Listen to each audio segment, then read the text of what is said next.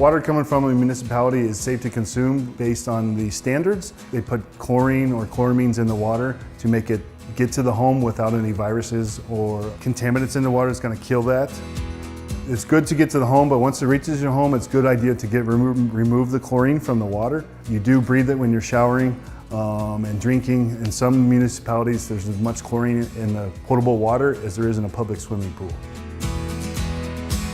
So traditional water softener is a salt system. It is the only way to actually remove hardness in the home because it's due to an ion exchange. There's media inside the tank that the hardness actually attracts the hardness and it regenerates. That's the salt water. It washes the media with the salt water, releases the particles from the beads, and then so it's ready to make soft water again.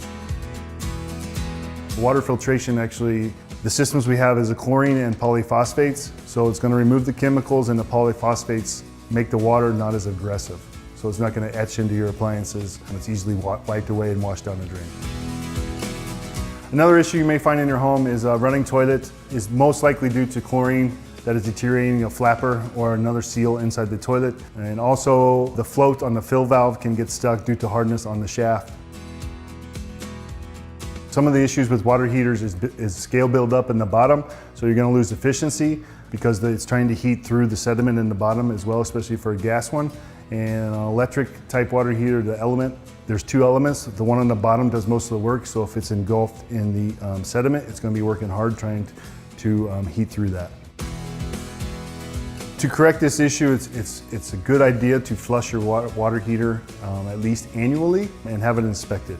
So the type of inspections we do for water heaters on a tank type, if it's gas, we'll inspect the gas lines, make sure that it's done to code, the venting is done to code. We will drain it to help get the sediment out and to extend the life of your water heater.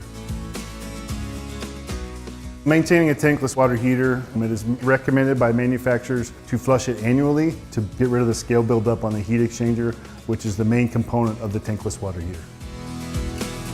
So if you're interested in going from tank to tankless, it is a much more efficient appliance.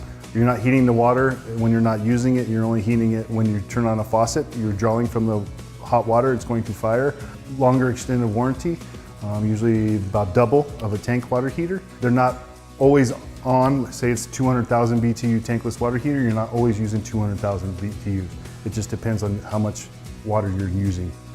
For any repairs or upgrades in your home, feel free to call Rite Heating, Cooling, and Plumbing today.